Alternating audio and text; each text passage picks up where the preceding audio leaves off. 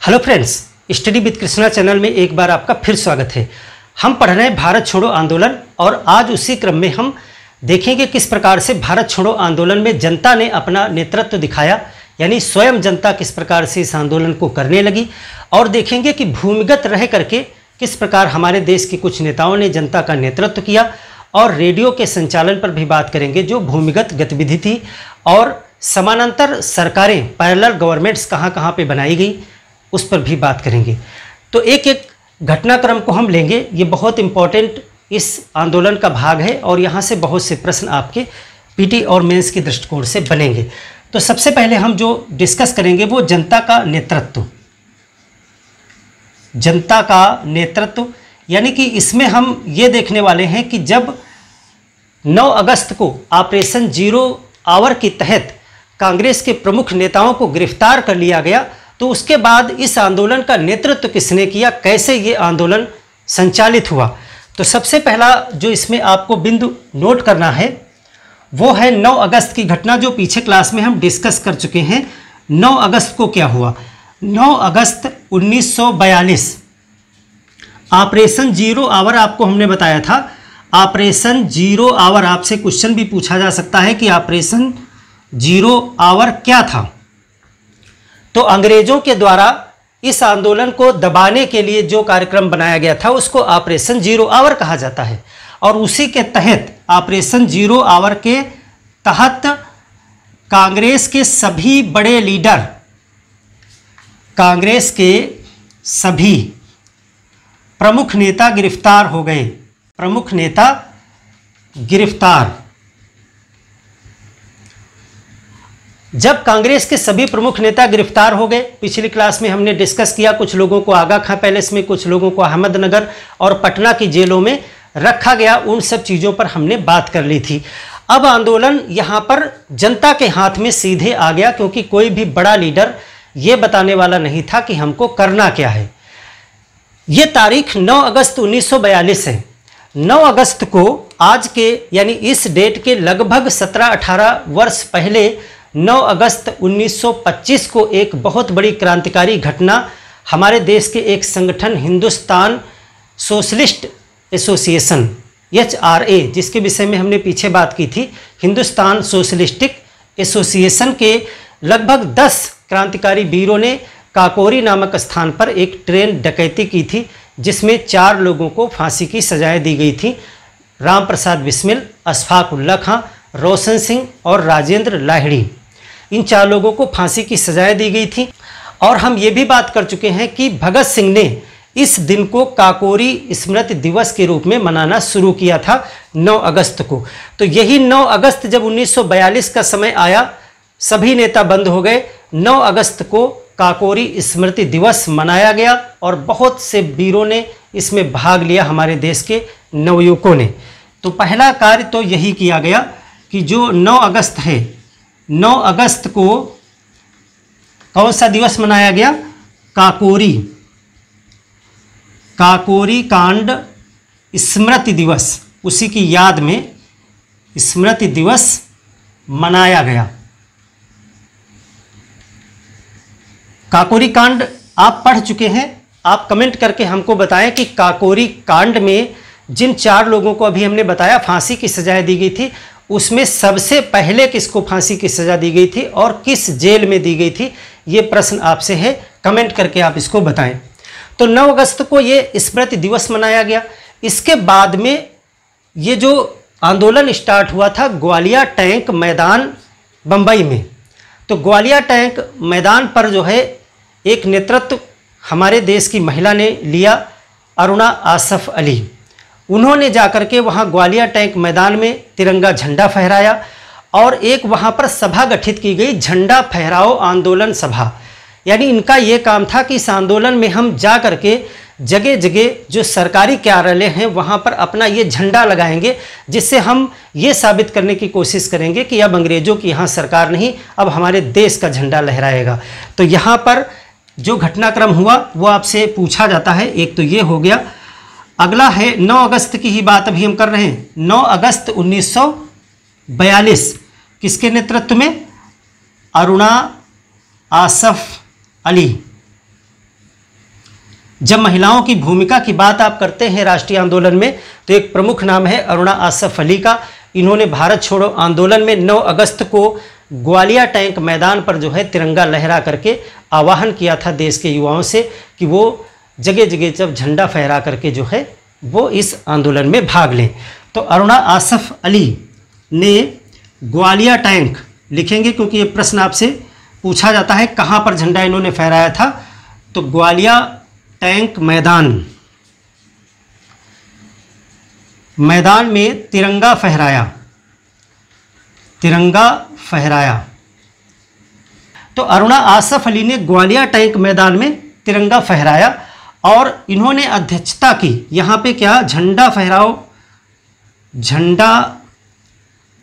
फहराओ आंदोलन शुरू किया गया। आंदोलन सभा की अध्यक्षा बनी। हम जब बात करेंगे कि महिलाओं की क्या भूमिका थी, तब हम अरुणा आसफ अली के विषय में और डिटेल में बात करेंगे। अभी आप सिर्फ यहाँ पर इतना समझ लें। और यहाँ से ये झंडा फहराओ आंदोलन प्रारंभ हो गया। जगह जगह पर देश के युवाओं ने सरकारी कार्यालयों में जा करके इस तिरंगे झंडे को फहराना शुरू कर दिया। और एक बहुत बड़ी साहसिक अप्रतिम घटना दिखाई पड़ती है बिहार पटना में। पटना बिहार के विधानसभा के पास में सचिवालय में झंडा फहराने के लिए पहुंच गए हमारे देश के साहसी छात्र। वो भी छात्र बहुत कम उम्र के, कक्षा 9, 10, 11, 12 के बच्चे थे, तमाम बच्चे थे वो सब। उन्होंने कहा कि पटना के हम सचिवालय के पास में सरकारी जो क्षेत्र है वहाँ पर झंडा फहराएंगे। और वो वहाँ पर पहुँच गए। वहाँ पर जो है आर्चर के नेतृत्व में पुलिस तैनात थी, आर्चर अधिकारी था पुलिस का। और उसने कहा कि गोली हम चलाएंगे, अगर कोई भी झंडा फहराने के लिए आगे बढ़ा तो हम गोली से उसे उड़ा देंगे। और उसने उड़ा भी दिया। जैसे ही वो छात्र आगे बढ़े झंडा लेकर के, जो भी आगे बढ़ता उसको गोली मारने का वो आदेश देता, छात्र वहीं गिरता, अगला झंडा पकड़ता, वो मारा जाता, फिर अगला पकड़ता। इसी तरह एक एक करके 11 लोगों को गोली मार दी उसने। 11 छात्र वहीं पर गिर गए, लेकिन एक छात्र जाकर के झंडे को फहराने में कामयाब हो गया। ये बहुत साहसिक उदाहरण है। नमन है ऐसे वीरों को जिन्होंने इतनी कम उम्र में देश के लिए अपने प्राणों का बलिदान दे दिया। हम हमेशा उन्हें नमन करते हैं।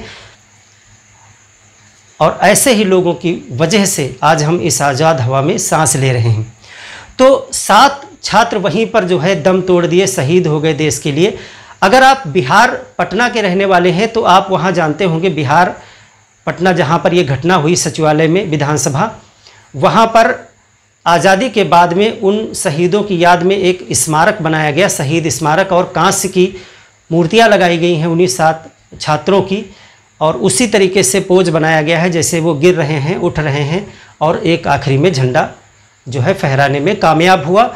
वहीं पर उन 7 शहीदों के नाम भी जो है अंकित किए गए हैं।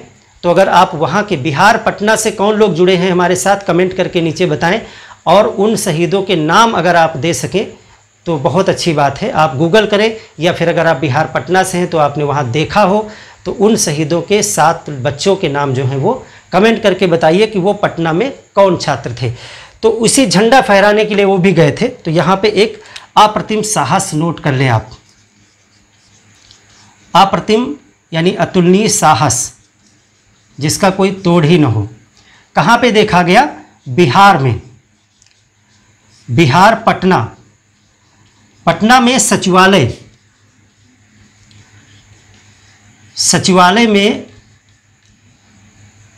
छात्र, बहुत कम उम्र थे, 9 से 12 कक्षा में पढ़ने वाले छात्र झंडा फहराना चाहते थे,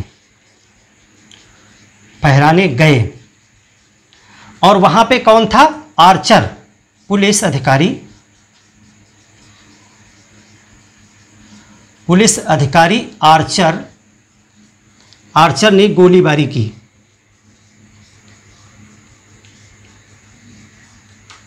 एक गिरता, एक बढ़ता आगे, तिरंगा नहीं गिरने दिया, गोलीबारी की।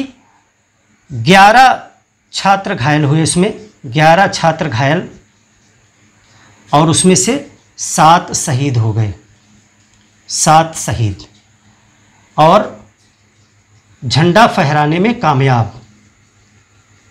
लगा दिया जाके झंडा वहाँ पे। सोच के आप देखिए, जब आज की हमारे वर्तमान देश की पार्टियों के बहकावे में आकर के जब हम अपने इन देश के जिन लोगों ने हमारे देश के लिए कुछ किया, अपनी जान दी, अपना सर्वस्व निछावर किया, उन पे जब हम राजनीति करना शुरू करते हैं तो हमको ये सोचना चाहिए कि इस तरह से अगर कहीं गोलियां चल रही हों तो हम आगे नहीं बढ़ेंगे, वहाँ से भाग लेंगे। लाठियाँ भी चलती हैं तो लोग भाग जाते हैं वहाँ से, और एक को गोली लगती थी दूसरा झंडा लेके आगे बढ़ता था, दूसरे को गोली मार दी जाती थी तीसरा झंडा लेके आगे बढ़ता था। सोचिए, ये अदम्य साहस नहीं है तो क्या है? कितना जुनून और कितना जोश रहा होगा इन बलिदानियों के मन में कि अपने सामने अपने मित्र साथियों को गोली से मरते हुए देखकर भी इनका जो है जोश कम नहीं पड़ा और एट लास्ट ये कामयाब रहे। ये है तिरंगे का सम्मान। तो 11 छात्र यहाँ घायल हुए, 7 शहीद हुए। आप उनके नाम अगर बता सकते हैं तो बताएं। इसके बाद आज़ादी के बाद में, यहीं पर आप नोट कर लेंगे, आज़ादी के बाद शहीद स्मारक बनाया गया, शहीद स्मारक बनाया गया है और वहीं पर जो है कांस्य की एक मूर्तियां लगाई गई हैं। आप गूगल पे सर्च करिएगा, इस तरह से आपको स्टूडेंट्स मिलेंगे, ऐसे गिरते हुए, ऐसे उठते हुए, और एक जो है इस तरह से झंडा, ऐसे शहीद स्मारक, पटना बिहार। आप देखेंगे इस तरह से बच्चे जो है गिर रहे हैं और लास्ट में जो है एक झंडा लगा देता है। ऐसा ही शहीद स्मारक बनाया गया है आज़ादी के बाद में। तो ये है अप्रतिम एक साहस का उदाहरण। और क्या हुआ, आप देख रहे हैं कि यहाँ पर जनता ने अपने हाथ में आंदोलन ले लिया और आंदोलन पहले दिन से ही हिंसक हो गया। हमने आपको बताया था कि जब गांधी जी जेल में बंद थे, यानी आगा खां पैलेस में थे पूना में, तो जब बाहर बहुत ज़्यादा आंदोलन हिंसक होने लगा तो अंग्रेज़ों ने गांधी जी से कहा कि आप इनको रोकिए, कोई बयान दीजिए, आंदोलन को वापस लीजिए। क्योंकि पिछली बार भी आंदोलन इसी तरह गांधी जी ने वापस लिया था जब हिंसक हो गया था आंदोलन। तो गांधी जी ने कहा कि ये आंदोलन मैंने नहीं शुरू किया है, मैंने जो आंदोलन शुरू किया था वो एक अहिंसक आंदोलन था और अगर मैं बाहर होता तो मैं उसको अहिंसक तरीके से चलाता, लेकिन आपने तो पहले दिन से ही मुझे यहाँ पर जेल में डाल रखा है, तो बाहर जो भी हो रहा है उसके लिए मैं जिम्मेदार नहीं हूँ, उसके लिए जिम्मेदार है आपकी क्रूर दमन की कार्रवाई। और ये सच्चाई है। अगर गांधी जी बाहर होते तो वो प्रयास करते कि इसको अहिंसक रूप में चलाया जाए, लेकिन ये वास्तविकता है कि अंग्रेज़ों के द्वारा जो क्रूरतम दमन किया गया, क्योंकि अंग्रेज़ों ने सोचा कि हमने मुख्य नेताओं को जेल में डाल दिया है, इस आंदोलन को हम होने नहीं देंगे, तो उन्होंने लाठियों का जो है प्रयोग किया, गोलियों का प्रयोग किया। आप देख रहे हैं ये बर्बर दमन है, इसको क्या कहेंगे आप? इसको अमानवीय दमन कहेंगे। तो इसलिए आंदोलन बहुत उग्र और हिंसक होता चला गया। फिर भी पिछले 20-30 सालों में गांधी जी ने अहिंसा का इतना ज़्यादा ठोस यहाँ पर जो है इन्वेस्टमेंट किया था कि लोग अब भी अहिंसक थे। यानी कि इतनी उग्रता होते हुए भी लोगों ने तोड़फोड़ की, संपत्ति का नुकसान किया, सरकारी कार्यालयों का नुकसान किया, लेकिन अपनी तरफ से जानबूझ करके अंग्रेज़ों को हत्या करने की कोशिश नहीं करते थे वो लोग। अब उसी लड़ाई में, प्रतिरोध में कोई मारा जाए, कोई जल जाए, वो अलग बात है, लेकिन जानबूझ करके वो हमला नहीं करते थे किसी की जान लेने के लिए। ये अहिंसक जरूर पाठ लोगों को इतने दिन में कांग्रेस ने सिखाया था। तो गांधी जी ने कहा हम तो इसके लिए जिम्मेदार नहीं है, जो भी है वो, अब हम आंदोलन वापस लेने के लिए इस बार नहीं कहेंगे। और फिर आपने देखा गांधी जी ने इन आरोपों का खंडन करने के लिए अनशन भी किया 21 दिन का, और फिर क्या कहानी हुई उसको पिछली क्लास में हमने आपको बताया भी था।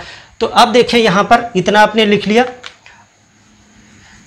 तो अब यहाँ पर एक और नौजवान आया, लाल बहादुर शास्त्री, जो हमारे देश के आगे प्रधानमंत्री भी बने आज़ादी के बाद में, जवाहरलाल नेहरू के बाद में प्रधानमंत्री बने थे। उनकी एंट्री हुई इस आंदोलन में। उन्होंने इस आंदोलन का नेतृत्व किया और ज़बरदस्त नेतृत्व किया। इस आंदोलन को गांधी जी ने कहा था करो या मरो। उन्होंने कहा, लाल बहादुर शास्त्री ने कहा मरो नहीं मारो। यानी इस आंदोलन को प्रचंड रूप देने में लाल बहादुर शास्त्री का भी योगदान है। और वो 9 अगस्त से ही आए मैदान में, वो भी आ गए। 9 अगस्त लाल बहादुर शास्त्री,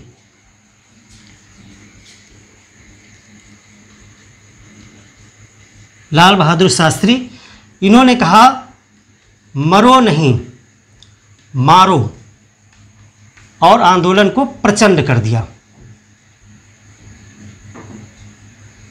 प्रचंड आंदोलन, इन्होंने आंदोलन को प्रचंड रूप प्रदान कर दिया। आंदोलन और हिंसक हो चुका था, क्योंकि जैसे जैसे अंग्रेज जो दमन कर रहे थे वैसे वैसे जनता और ज़्यादा विरोध कर रही थी। अब इस प्रकार के आंदोलन की कुछ कमियां होती हैं, जब हम असफलता पे बात करेंगे, लेकिन साथ में आपको ये सारी चीज़ें समझते चलते रहना चाहिए कि जब एक अनियंत्रित आंदोलन होता है तो वो कम समय तक चलता है, उसमें नुकसान बहुत ज़्यादा होता है, तोड़फोड़ बहुत ज़्यादा होती है, उग्रता बहुत ज़्यादा होती है, लेकिन उसका परिणाम कम प्राप्त होता है, सार्थक कम परिणाम प्राप्त होता है, क्योंकि वो सुनियोजित नहीं होता है, वो एक दिशा में नहीं होता है, उसका कोई लक्ष्य नहीं होता है। भीड़ की भीड़ अगर जा रही है तो थाने को जला दिया, पोस्ट ऑफिस को जला दिया, कहीं पे कोई संसाधन है, बिजली के तार, टेलीफोन के खंभे उड़ा दिए, लेकिन उनकी मांगे क्या हैं, उनका उद्देश्य क्या है, ये सब कुछ डिसाइड नहीं होता है, इसीलिए उसका कोई सार्थक परिणाम नहीं निकलता है। केवल एक भय इन्होंने ज़रूर अंग्रेज़ों के मन में क्रिएट किया, और इसको क्रांति कहा जाता है। अंग्रेज़ों भारत छोड़ो आंदोलन को अगस्त क्रांति कहा जाता है। अब क्रांति शब्द का मतलब होता है कि जब जनता स्वयं जो है सत्ता अपने हाथ में ले लेती है, यानी एक आमूल चूल परिवर्तन कर देती है इस सत्ता में, तब उसे क्रांति कहा जाता है। तो भारत छोड़ो आंदोलन तो असफल रहा था, इन्होंने सत्ता छीन तो पाई नहीं थी, तो कोई बहुत बड़ा परिवर्तन तो सत्ता में नहीं हुआ। फिर इसको क्रांति क्यों कहा जाता है? क्रांति इसलिए कहा जाता है क्योंकि इसी आंदोलन के बाद में फिर कोई आंदोलन नहीं करना पड़ा और अंग्रेज आखिर यहाँ से चले गए। तो ये एक क्रांति के समान थी कि इन्होंने सत्ता परिवर्तन करने में इस आंदोलन का बहुत बड़ा योगदान है, इसीलिए इसको क्रांति की संज्ञा दी जाती है। पिछले जो आंदोलन हुए उनको क्रांति नहीं कहा जाता है। तो ये क्रांति थी, अगस्त क्रांति। तो लाल बहादुर शास्त्री ने आंदोलन को प्रचंड रूप दे दिया और अंग्रेज भी तैयार थे। ऑपरेशन 0 आवर के तहत उन्होंने सबको डाला था। इन्होंने कहा ये एक और निकल के मैदान में आए हैं, इनको भी जेल में डालो। 19 अगस्त को इनको भी गिरफ्तार कर लिया। 19 अगस्त गिरफ्तार। अब जब लगातार जो भी मैदान में आता वो गिरफ्तार होने लगा तो सजग हो गए जो भी नेता थे। अन्य नेता जो बचे थे बाहर, जैसे जयप्रकाश नारायण जेल से भाग के आ गए, जैसे कि उषा मेहता हैं, जैसे सुचेता कृपलानी हैं, जैसे अरुणा आसफ अली हैं, जैसे जो है राम मनोहर लोहिया हैं, ये लोग अभी बाहर थे। तो इन लोगों ने कहा कि अब हमको खुल करके अगर हम करेंगे लड़ाई तो हम भी जेल में डाल दिए जाएंगे। तो फिर एक नया फंडा निकल के आया और वो था भूमिगत हो जाओ, छुप जाओ, रिश्तेदारों में, गांव में, कहीं दूर दराज के इलाके में छुप करके कार्रवाई करो और वहाँ से जनता को नेतृत्व दो। और उसके लिए भूमिगत रेडियो स्टेशन डेवलप किए गए, वहाँ से भाषण प्रसारित किए गए, वहाँ से सूचनाएं प्रसारित की गई, रोज़ के समाचार प्रसारित किए गए। यहाँ तक कि जो लोग जेल में बंद थे, जवाहरलाल नेहरू, पटेल, गांधी जी, इन सबके रिकॉर्डेड भाषण थे, पहले से रिकॉर्ड किए हुए, उन भाषणों को दिन भर चलाया जाता था, रात भर चलाया जाता था। तो उस रेडियो ने इस आंदोलन में बहुत बड़ी भूमिका निभाई, लोगों के अंदर जो है जो उसका संचार करने के लिए। तो अभी हम बात करेंगे भूमिगत रेडियो पर भी और भूमिगत गतिविधियों पर भी, फिर समांतर सरकारों पर बात करेंगे। अभी हम जनता को देख रहे हैं। तो आंदोलन उग्र हो गया, लाल बहादुर शास्त्री भी जेल में चले गए। अब जनता ने यहाँ पर क्या क्या किया है उस पर भी प्रश्न आते हैं। तो यहाँ पे श्रमिकों ने हड़तालें कर दी। अब कुछ चीज़ें हम जनता का आक्रोश दिखाएंगे, जनता का आक्रोश, क्योंकि जब आपको इस पे बहस करनी होगी, लिखना होगा और ये साबित करना होगा कि ये एक क्रांतिकारी आंदोलन था, तो आपको एग्जाम्पल सेट करने होंगे। तो देखिए ये हुआ। इसके बाद में श्रमिकों की हड़तालें होने लगी। श्रमिकों की हड़तालें, श्रमिकों ने मिलों में जहाँ जहाँ काम करते थे, कानपुर, बम्बई, अहमदनगर, लखनऊ, कलकत्ता, जहाँ जहाँ सब जगह हड़तालें होने लगी, देशव्यापी हड़तालें।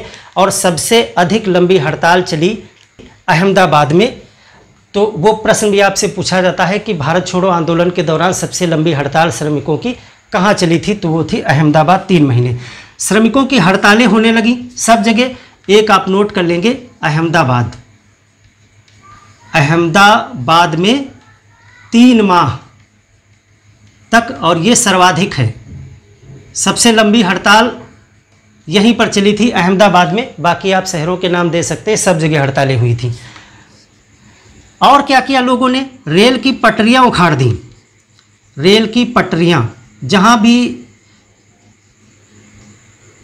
उखाड़ दी, क्योंकि रेल से ही पुलिस और इनको दमन करने के लिए भेजा जाता था। लोगों ने कहा अंग्रेज़ों का ये बैकबोन है, नब्ज है, इसको उखाड़ दो। जहाँ जहाँ पाए वहाँ उखाड़ के फेंक दिया, क्योंकि अंग्रेज भी दमन का एक और तरीका निकाले थे कि जब वो गाड़ियों से या अपनी जीप वगैरह से निकलते थे तो ऐसे ही हवाई फायरिंग कर देते थे। कहीं 2-4-10 आदमी किसान खड़े खेत में, तो उधर को बिना कोई निशाना लगाए ही 2-4 गोलियां चला देते थे, ताकि लोगों के अंदर भय व्याप्त हो जाए, यानी शक्ति प्रदर्शन करते चलते थे। तो लोगों ने रेल की पटरियाँ उखाड़ दी, पुल तोड़ दिए, सड़कें उड़ा दी कि रास्ता न रह जाए किसी के आने का।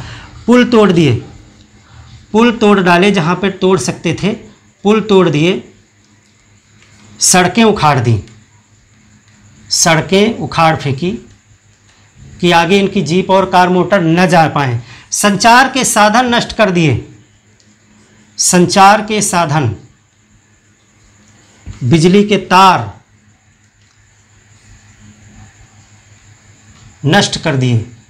जैसे जैसे हो सकता था सरकारी दफ्तरों में, पुलिस की चौकियों में, पत्रयालों में यानी डाकखानों में आग लगा दी गई। 250 से अधिक थाने फूंक दिए गए, 500 से ज़्यादा डाकघर फूंक दिए गए, और न जाने सरकारी दफ्तरों में कितनी तोड़फोड़ की गई।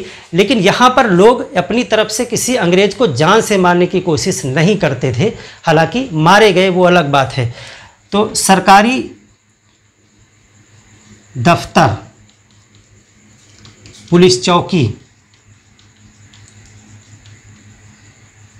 डाकघर आदि में तोड़फोड़।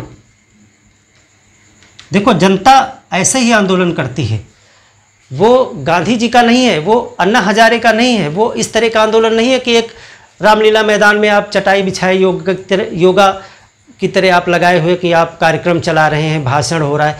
जनता ऐसे आंदोलन नहीं करती। ये होता है एक बहुत ही करिश्माई व्यक्तित्व जब होता है, जब कोई एक ऐसा व्यक्ति होता है जिसका करिश्मा होता है पब्लिक के ऊपर, उसकी बात लोग सुनते हैं, वो इस तरह का अनुशासित आंदोलन चला सकता है। अगर भीड़ को, जनता को, कितनी भी पढ़ी लिखी जनता हो, उसको अगर अनियंत्रित छोड़ दिया जाए और उसके ऊपर कोई करिश्माई व्यक्तित्व न हो नियंत्रित करने के लिए, तो फिर जनता इसी तरह का आंदोलन करेगी हमेशा। आप पढ़े से पढ़े लिखे देश में अगर देखिए आप, यहाँ तक कि जो आज के सबसे विकसित देश हैं, वहाँ पर भी जब अनियंत्रित आंदोलन होते हैं तो तोड़ फोड़, आगजनी, ये सब आम चीज़ें हैं। जनता इसी तरह अपना आक्रोश निकालती है हमेशा से। तो यही हुआ, और जैसे जैसे ये हो रहा था वैसे वैसे पुलिस का भी दमन चक्र बहुत क्रूर होता जा रहा था। हजारों हजारों लोग जेल में डाल दिए गए, बहुतों को गोली मार दी गई, लाठियाँ चलाई गई, बहुत क्रूर दमन किया गया। कांग्रेस को अवैध घोषित ही कर दिया गया था, संपत्ति कांग्रेस के नेताओं की जब्त की गई, और जो लोग इसमें संलग्न पाए जाते थे सबकी संपत्तियां जब्त की जाती थी, कुर्की की जाती थी, ताकि लोगों को कंट्रोल किया जा सके। तो दमन चक्र भी बहुत कपाने वाला था। रोक के बावजूद अगला क्या हुआ देखिए, रोक के बावजूद जनसभाएं हुई, जनसभाएं, जुलूस, प्रदर्शन, रोक के बावजूद ये सब किया गया। और ये जो आप देख रहे थे, तो सबसे ज़्यादा हिंसा कहाँ देखी गई, तो सर्वाधिक जो हिंसक आंदोलन हुए, जो आपसे क्वेश्चन बनेगा पीटी में, तो सर्वाधिक उग्रता देखने को मिली बिहार में और संयुक्त प्रांत में। संयुक्त प्रांत, इन दो जगहों पर बहुत ज़्यादा उग्र आंदोलन हुए, और बिहार में खास करके मुंगेर में बिहार में सबसे ज़्यादा उग्रता हुई। और ये दो प्रांत ऐसे थे जहाँ पर सबसे ज़्यादा हिंसक आंदोलन इसमें दिखाई पड़ते हैं। तो ये जनता का नेतृत्व था, और हकीकत है कि भारत छोड़ो आंदोलन जनता ने ही करके दिखाया, क्योंकि सब नेता जेल में थे, पूरा श्रेय यहाँ पर जनता को ही जाता है। लेकिन कभी आपको ये अगर क्वेश्चन आता है कि इस आंदोलन को किसने शुरू किया था, तो निश्चित तौर से कांग्रेस ने ये प्रस्ताव पारित किया था और उसी के लिए कांग्रेस को ऑपरेशन जीरो आवर चला करके कांग्रेस को अवैध घोषित किया गया, इनके नेताओं को गिरफ्तार किया गया और इस आंदोलन में सक्रिय रूप से उनकी कोई भूमिका नहीं रही, क्योंकि वो पहले दिन से ही गिरफ्तार हुए। सक्रिय रूप से आम जनता ने इसमें अपना कारनामा दिखाया। तो अब हम बात करते हैं भूमिगत गतिविधियों में कौन कौन से लोग शामिल थे। वो आपसे प्रश्न पूछे जाते हैं कि कौन इसमें भूमिगत गतिविधि में शामिल था, और वहाँ पर आपको एक दो महिलाओं के भी नाम मिलेंगे। एक क्लास हम अलग से करेंगे कि इस आंदोलन में महिलाओं की क्या भूमिका थी, क्योंकि इस पर अलग से प्रश्न आपसे प्रीलिम्स में भी आते हैं और आपके मेंस और इंटरव्यू में पूछे जाते हैं, तो उस पर भी हम अलग से चर्चा करेंगे। तो अगला जो हमारा पॉइंट है वो है भूमिगत अंडरग्राउंड, भूमिगत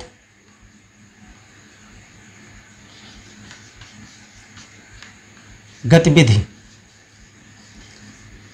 फ्रेंड्स, मैं बहुत जल्दी लिखता हूँ, मेरा लिखने का जो है उद्देश्य बस ये होता है कि आप इसको साथ में लिखें, और फ्लो में कभी इमला गलत भी लिख जाता है, मैं ध्यान नहीं देता हूँ, तो आप अपने नोट्स में सही लिख लिया करें।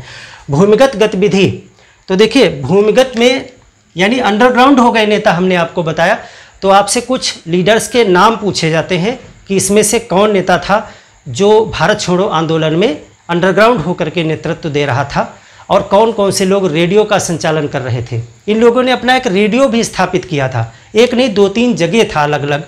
उषा मेहता का अलग था, राम मनोहर लोहिया का अलग था, इस तरह से। और नासिक और बम्बई के क्षेत्र में ये रेडियो स्टेशन स्थापित किए गए चोरी छुपे। देखिए, जब रेडियो का प्रसारण होता है तो प्रसारण को आप नहीं पकड़ सकते हैं, आपको ढूंढना होगा कि ये प्रसारित कहाँ से किया जा रहा है। तो इन लोगों ने छुप करके किसी रिश्तेदार के घर में या किसी ऐसी जगह पे स्थापित करते थे रेडियो प्रसारण केंद्र, और वहीं से ये सब चलाते थे। भारत छोड़ो, अंग्रेजों भारत छोड़ो के नारेबाजी होती थी, उस पर मेन लीडर्स के जो है भाषण चलाए जाते थे। शाम को, सुबह, दोपहर में बुलेटिन चलाए जाते थे, और कार्यक्रम जो है इसके आंदोलन के उसमें चलते रहते थे पूरा दिन। तो अंग्रेज भी जो है ढूंढते थे, पूरा छापा डालते थे जगह जगह कि ये प्रसारण कहाँ से हो रहा है, लेकिन ये लोग अपनी जगह बदलते रहते थे, क्योंकि भारत में भी बहुत से मुखबिर थे।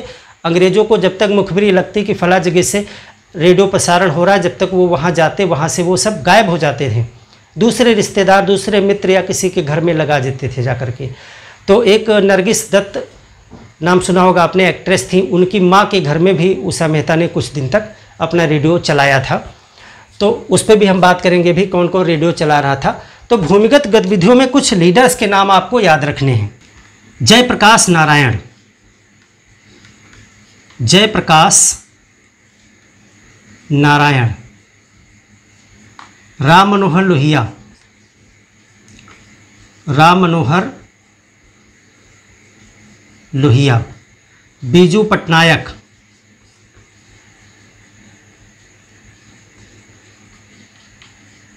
अरुणा आसफ अली, ये भी भूमिगत हो गई थी। अरुणा आसफ अली, सुचेता कृपलानी,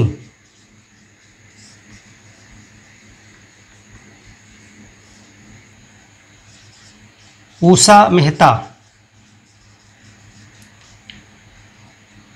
यूसुफ मेहर अली, और भी लोग थे। आप इतने नाम जरूर याद रखिएगा। जब आपको विकल्प में पूछा जाता है कि निम्नलिखित में से कौन नेता है जो भूमिगत गतिविधियों में संलग्न नहीं था, तो ये प्रमुख नाम अगर आप 6-7 याद रखेंगे, जयप्रकाश नारायण, राम मनोहर लोहिया, ये सब लोग, तो आप एलिमिनेट कर ले जाएंगे आसानी से ऑप्शन, क्योंकि इसमें जो गड़बड़ करके ऑप्शन आएंगे उसमें डाल दिया जाएगा सरदार पटेल, महात्मा गांधी, जवाहरलाल नेहरू, डॉक्टर राजेंद्र प्रसाद। तो ये तो सब लोग जेल में हैं। लाल बहादुर शास्त्री, वो भी जेल में हैं। तो इन लोगों ने किया था, बाकी लोगों ने ये सब नहीं किया था, वो सब लोग जेल में थे। तो आप आसानी से आंसर दे ले जाएंगे। तो ये सब लोग क्या कर रहे थे, ये सब लोग जो है भूमिगत गतिविधि में शामिल थे। भूमिगत माने छुप करके, भूमिगत गतिविधि नेतृत्व करते थे, जनता को निर्देशित करते थे क्या करना क्या नहीं करना। तो ये सब लोग छुप करके काम कर रहे थे। इसमें कुछ लोग जैसे राम मनोहर लोहिया हैं, उषा मेहता हैं, ये लोग अपना रेडियो स्टेशन चलाते थे। बाकी अन्य लोग अन्य तरीके से काम कर रहे थे। जयप्रकाश नारायण के विषय में एक और क्वेश्चन आपसे पूछा जाता है। इनको पहले पकड़ लिया गया था, पहले इनको गिरफ्तार करके हजारीबाग जेल में रखा गया था, हजारीबाग जेल। तो ये भाग आए थे कहाँ से? हजारीबाग जेल से। हजारीबाग जेल से 5 आदमियों के साथ ये फरार हो गए थे, 5 आदमियों के साथ फरार, और उसके बाद फरार हो गए। और इसके बाद इन्होंने जो है एक समिति बनाई, केंद्रीय संग्राम समिति, केंद्रीय संग्राम समिति बना करके इन्होंने आंदोलन का संचालन किया भूमिगत होकर के।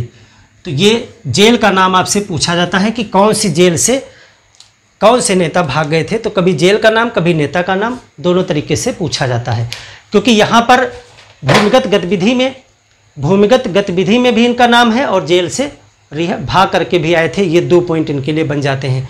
बाकी ये सभी लोग समाजवादी विचारधारा के लोग हैं। इस आंदोलन में ज़्यादातर समाजवादी विचारधारा के लोग ही सक्रिय रहे थे, और भी लोग थे लेकिन ज़्यादा इनकी संख्या थी। अरुणा असफ अली के विषय में हमने आपको बताया ही, बाकी हम अलग से भी, उषा मेहता भी अलग से भी चर्चा करेंगे। तो ये लोग भूमिगत गतिविधि में थे। अब हम भूमिगत रेडियो पर कौन से क्वेश्चन बनते हैं उस पर बात करेंगे। तो भूमिगत रेडियो में क्या था कि 14 अगस्त से ये रेडियो उषा मेहता ने सबसे पहले शुरू किया, और उसके बाद में कई और रेडियो स्टेशन भी बने थे।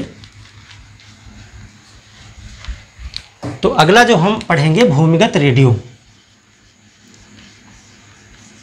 भूमिगत रेडियो।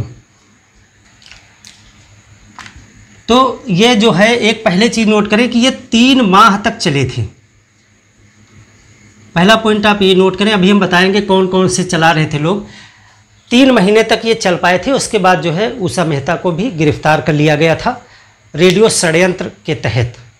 तो 3 माह तक ये चल पाए थे। और कहाँ चलते थे? मुख्यतः जो है बम्बई में, बम्बई और नासिक के क्षेत्र में, यहाँ से जो है ये प्रसारण चलता था। और क्या क्या इस प्रसारण में होता था? प्रसारण क्या था? तो प्रसारण में जो है भाषण होते थे। भाषण राम मनोहर लोहिया बोलते थे, राम मनोहर लोहिया के भाषण होते थे। और नेताओं के पहले से रिकॉर्ड भाषण, जिसमें जो है गांधी जी, नेहरू जी, पटेल जी, इन सबके जो है भाषण बोलते थे। और राम मनोहर लोहिया तो लाइव बोलते थे, उषा मेहता ये सब लोग बोलती थी।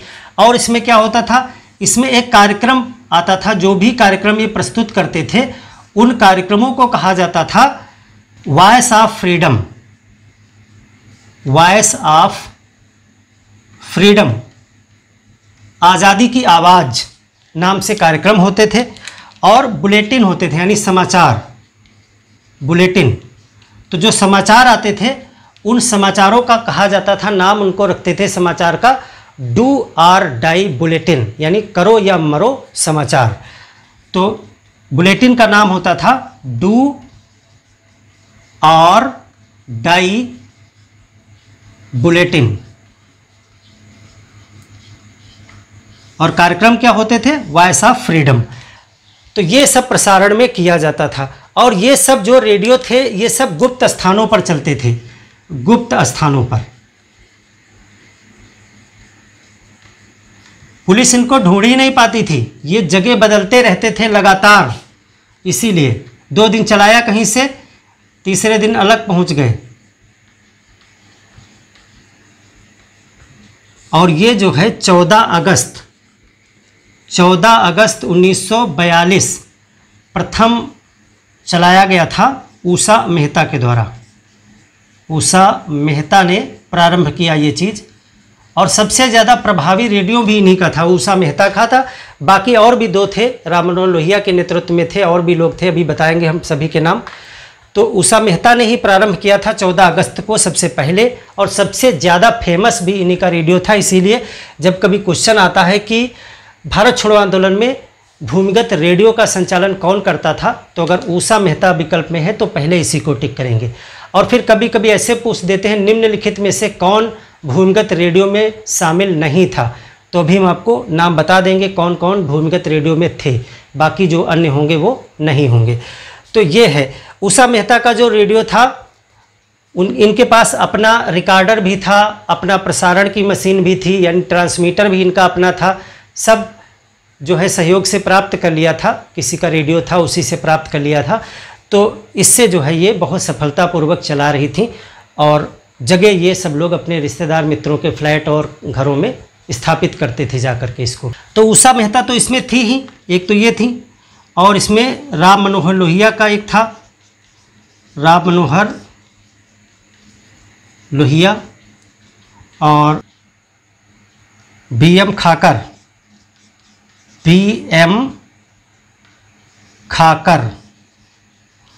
विट्ठल भाई झावेरी,